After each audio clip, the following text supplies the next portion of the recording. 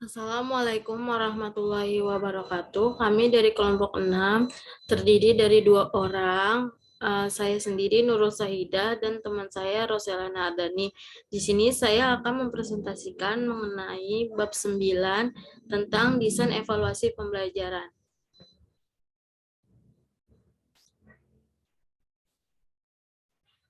Di sini pada bab evaluasi pembelajaran ada beberapa materi yang dibahas, yaitu yang pertama pengertian evaluasi pembelajaran, yang kedua fungsi evaluasi pembelajaran, yang ketiga tujuan makna evaluasi pembelajaran, yang keempat prinsip-prinsip evaluasi pembelajaran, yang kelima ruang lingkup evaluasi pembelajaran, yang keenam jenis dan bentuk evaluasi pembelajaran, yang ketujuh teknik evaluasi atau penilaian dalam pembelajaran, yang kedelapan prosedur evaluasi pembelajaran.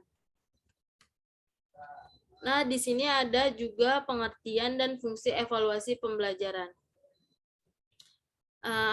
Apa sih evaluasi pembelajaran itu? Adalah suatu tindakan atau suatu proses untuk menentukan nilai daripada sesuatu. Dalam perencanaan dan desain sistem pembelajaran, rancangan evaluasi merupakan hal yang sangat penting untuk dikembangkan. Hal ini disebabkan melalui evaluasi yang tepat untuk dapat menentukan efektivitas program dan keberhasilan siswa yang melaksanakan kegiatan pembelajaran. Nah, di sini juga ada fungsi evaluasi pembelajaran. Evaluasi sering dianggap sebagai salah satu hal yang menentukan bagi siswa karena memang kegiatan ini dapat ditentukan siswa dalam pembelajaran selanjutnya. Di beberapa fungsi evaluasi pembelajaran adalah sebagai berikut.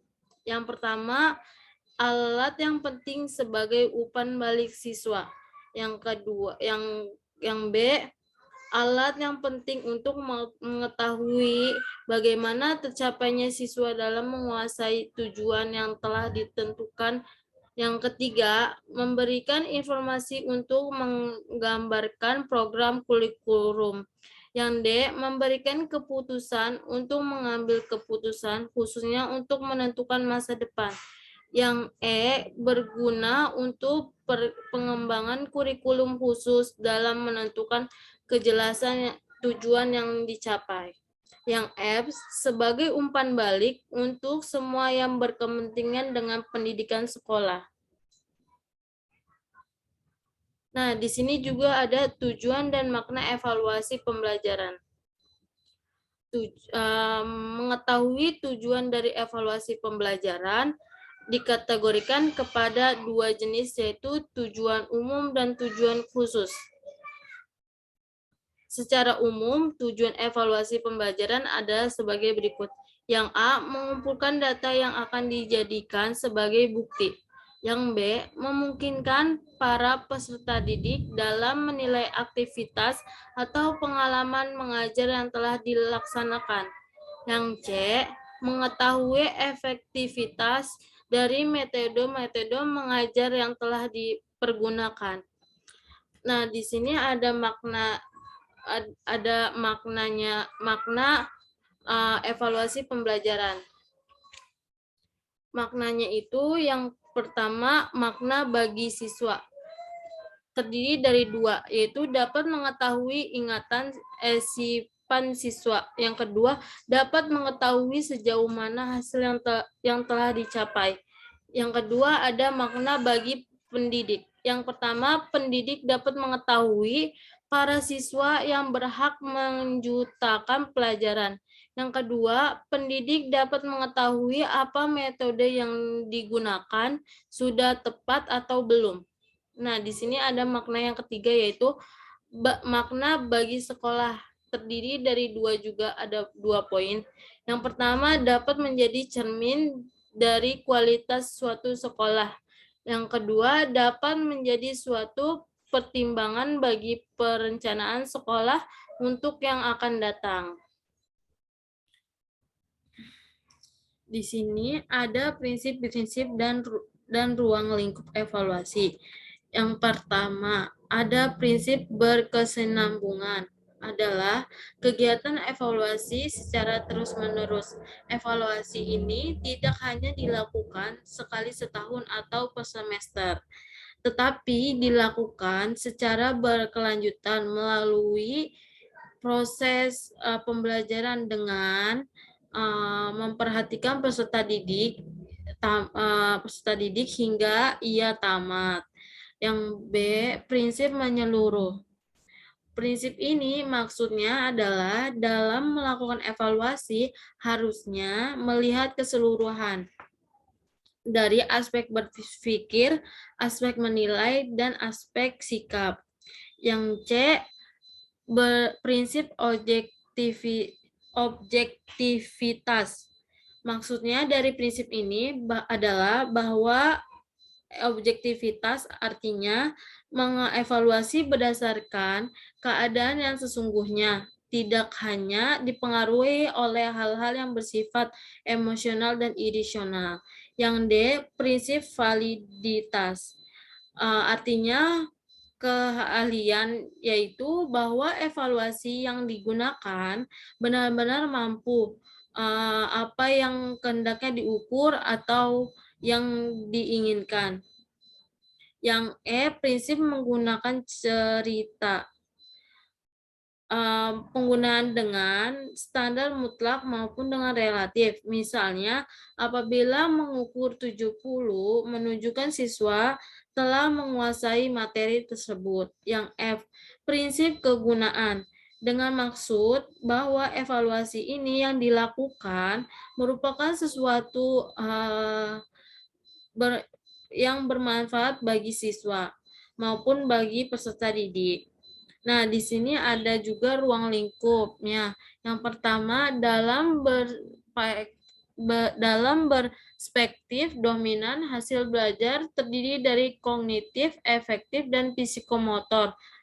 Yang kedua, program pembelajaran, yaitu tujuan, materi, metode, media, dan lain-lain. Yang ketiga, pelaksanaan pembelajaran, kegiatan guru dan peserta didik. Yang keempat, hasil belajar, jangka panjang, jangka menengah, dan jangka pendek.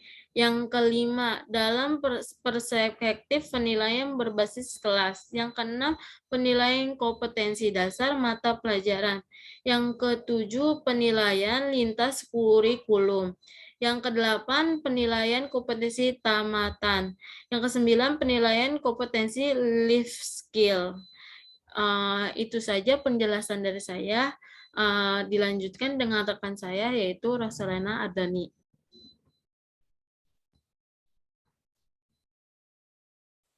Baik, selanjutnya yaitu ada jenis dan bentuk evaluasi pembelajaran. Jenis itu dibagi menjadi 5 macam, yaitu jenis evaluasi, perencanaan, dan pembelajaran. Nah, evaluasi ini sangat diperlukan untuk mendesain program pembelajaran.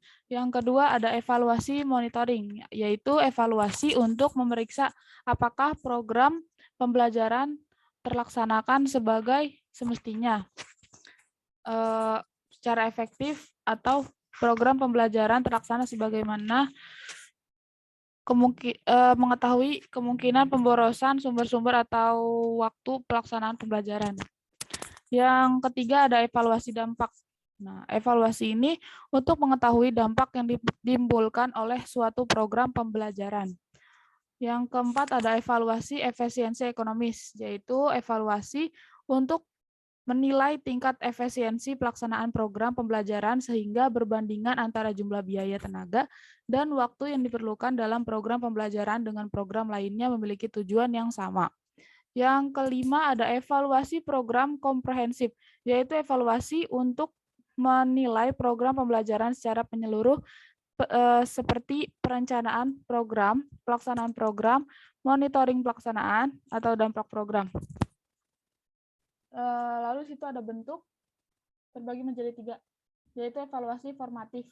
Evaluasi formatif dilakukan pada setiap akhir pembahasan suatu pokok atau topik dan dimaksud untuk mengetahui sejauh manakah proses pembelajaran telah berjalan sebagaimana yang direncanakan. Yang kedua ada evaluasi sumatif. Evaluasi sumatif yaitu evaluasi yang dilakukan pada setiap akhir satu satuan waktu yang di dalamnya tercakup lebih dari satu pokok pembahasan. Yang ketiga ada evaluasi diagnostik. Evaluasi ini digunakan untuk mengetahui kelebihan dan kelemahan yang ada.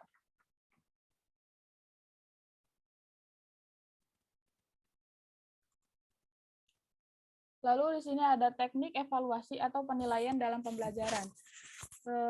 Ada 6. Yang pertama ada evaluasi atau penilaian untuk kerja, yaitu perbuatan tindakan atau tes praktek yang secara efektif dapat digunakan untuk kepentingan pengumpulan berbagai informasi tentang bentuk perilaku yang diharapkan muncul dalam diri siswa. Yang kedua ada penilaian sikap. Penilaian sikap itu diamati dalam beberapa penilaian, yaitu penilaian sikap terhadap materi pembelajaran, yang kedua ada penilaian sikap terhadap guru, yang ketiga ada penilaian sikap terhadap proses pembelajaran, yang keempat ada penilaian sikap yang berkaitan dengan nilai-nilai tertentu yang berhubungan dengan suatu materi pembelajaran, yang kelima ada penilaian sikap yang berhubungan dengan kompetensi efektif kurikulum yang relevan dengan mata pelajaran. Yang ketiga ada penilaian tertulis. Nah, penilaian tertulis ini dilakukan dengan tes tertulis yang merupakan tes soal dan jawaban yang diberikan kepada peserta didik dalam bentuk tulisan. Yang keempat adalah penilaian proyek. Penilaian proyek ini kegiatannya adalah penilaian terhadap suatu tugas yang harus diselesaikan dalam periode waktu tertentu. Yang kelima ada penilaian produk. Penilaian produk adalah keterampilan dalam membuat produk dan hasil kualitas produk tersebut. Yang keenam ada penilaian portofolio. Penilaian ini berkelanjutan yang didasarkan pada pengumpulan informasi yang menunjukkan kemampuan peserta didik dalam suatu periode tertentu.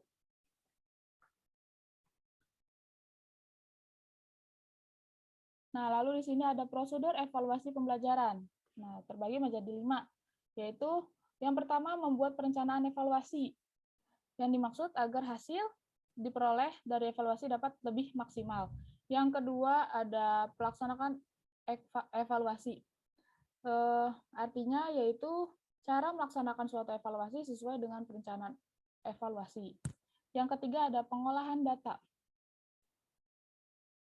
Nah, pengolahan data ini kita kumpulkan baik data itu dari kita langsung yang mengadakan kegiatan evaluasi ataupun dari orang lain yang dilakukan evaluasi orang yang kita maksud. Data tersebut harus kita olah.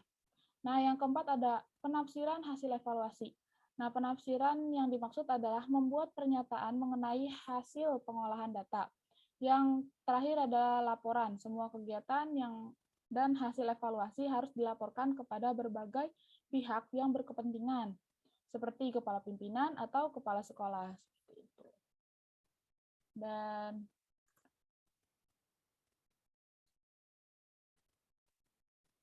terima kasih. Cukup sekian presentasi dari kelompok kami. Kurang lebihnya mohon maaf. Wabillahi taufiq wal hidayah. Wassalamualaikum warahmatullahi wabarakatuh.